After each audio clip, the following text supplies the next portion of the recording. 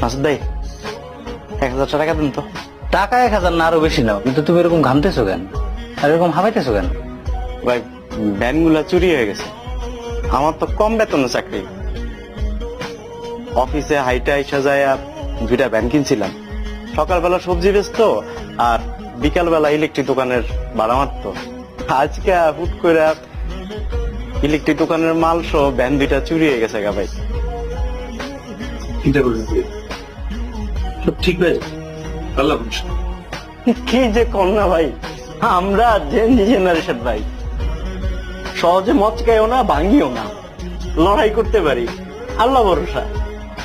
আজকে সারাদিন অলিতে গলিতে খুঁজছি কিন্তু পাই নাই, কালকেও খুঁজুম দেখি পাই কি না। যদি না পাই তাইলে পরশু আবার খুঁজুম, এরপরও যদি না পাই